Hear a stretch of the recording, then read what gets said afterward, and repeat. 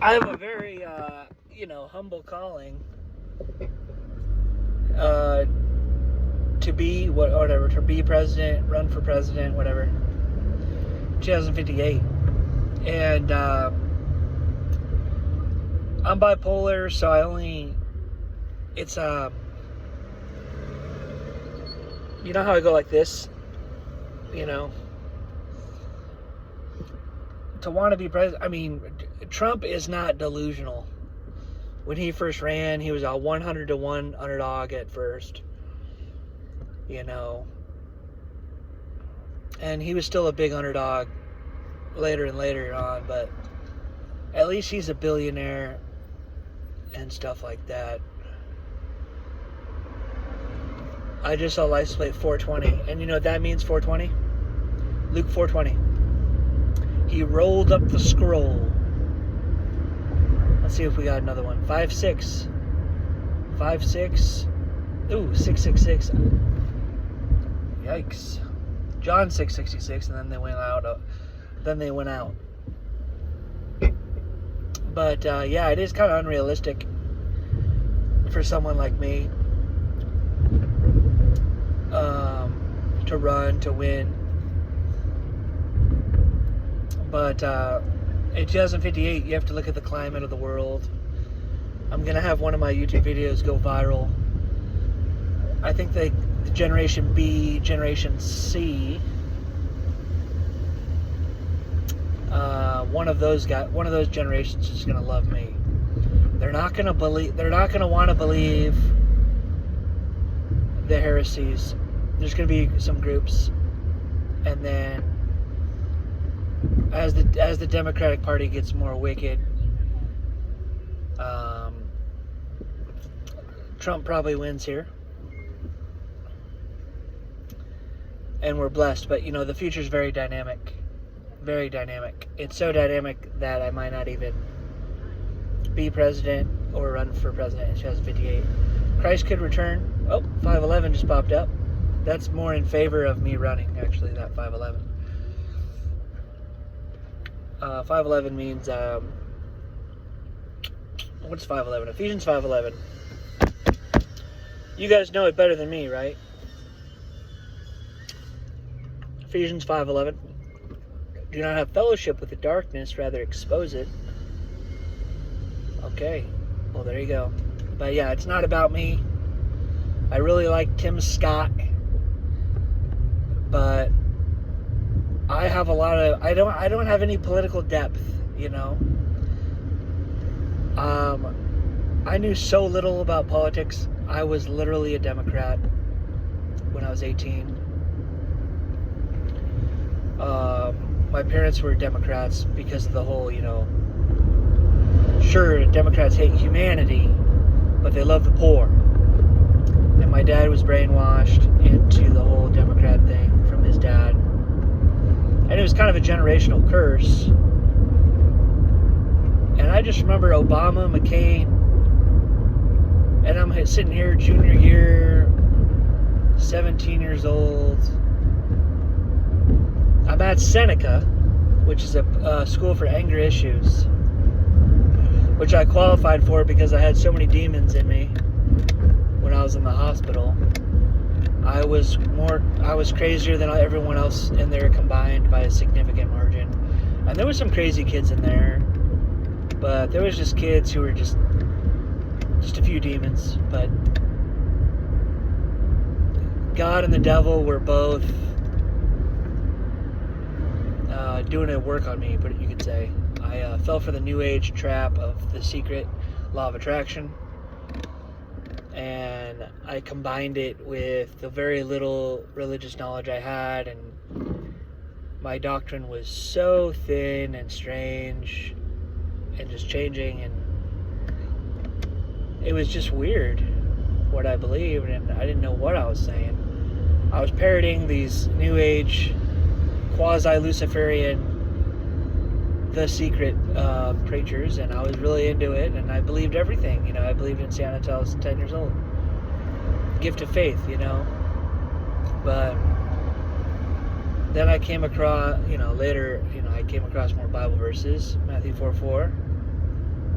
Psalm 119:11. My doctrine got better, but eventually later. But anyway, I qualified for this school, Seneca. I go into Seneca, and they're all Democrats and stuff, but there was one teacher for every 3 kids. Very small school, maybe 20 kids in the whole school. Very hard to qualify. I remember the teacher, Luke, was like, why is Eric here? He's normal, he's brilliant. And he said, I just saw him as a gift to me. That's why he's here, he's a gift. And none of the teachers wanted to mainstream me. Anyways, we had a mock political draft. A vote for president. And there was 3 options. Obama, McCain, other. And I go to circle Obama, because we're talking about the same guy, great speaker, half black.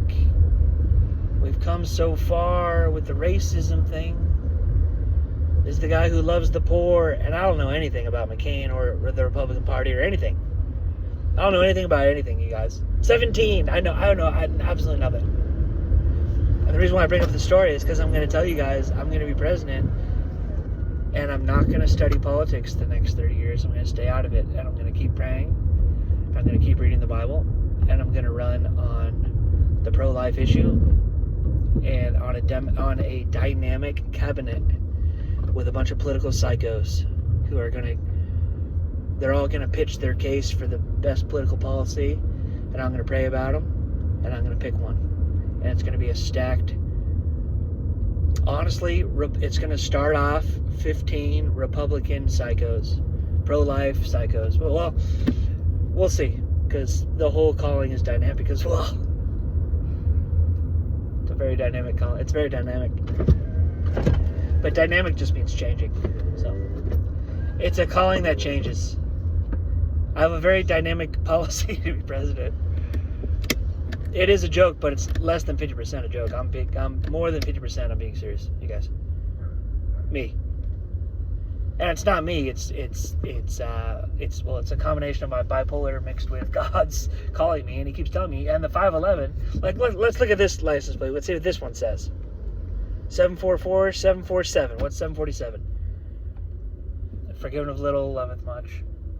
Luke 747. Okay, 491. 49. I don't know any Bible verses 49. Do you guys? Matthew, Mark, Luke, John, Acts, Romans, Corinthians, Ephesians, maybe? No? 4:9? Philippians 4:9. No, I don't know. No, anyways. The other one is 337. I don't know anything for 3:7 either, so that was a horrible example, you guys. Sorry for wasting 50 seconds of your life to make myself look, slightly less brilliant. That was bad for the brand on that one. How about another license plate? 318. We got John 3:18. Oh man, there's a guy behind me. John 3:14 to 16. You guys should know that. Well, you guys definitely need to know John 3:16, otherwise you're not a Christian. There's a bunch of guys walking their dogs, helping their kids, not giving any money to Africa. Just condemn them to hell for their sins of omission. There are a certain level of riches where you will die and go to hell simply for being rich, just because you're mismanaging, misallocating your resources. But if you have a small amount of money, you're probably still going to hell anyway. But at least with a small amount of money, you could say, well, you need it for yourself, So you could argue selfishness makes sense with the second greatest commandment in mind, because you have to love yourself. Obviously, it's axiomatic that you love yourself. It's one of the great axioms in the world. Human beings love themselves. Loving yourself more is not the answer, guys. 2 Timothy 2:3, children of the last days will be lovers of themselves. Anyways, back to the story. I don't get distracted. Hey, look, there's a squirrel. So anyways, Obama, McCain, I circle Obama, go to circle Obama, and the Holy Spirit tells me, McCain, circle McCain. What? Just circle McCain. Why?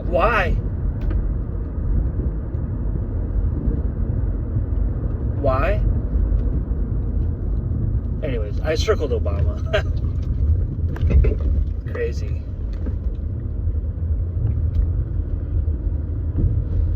Thank God I wasn't 100% sure it was the Holy Spirit. It's still really bad. What's the worst that could happen? You vote for the wrong guy because something inside you tells you to. It's like in a vote that doesn't matter. Worst case scenario. Anyways, the Holy Spirit ended up being completely right, and the McCain one was the better choice because the pro-life thing. You know, is he a horrible pick as well? Sure, but is he worse than Obama? No, he was lesser of two evils. Now, the real pick there would have been other. That's the third. That's the one you want, right?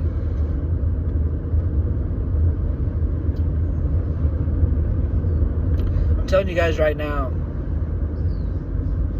I'm voting for Jesus Christ. 2024.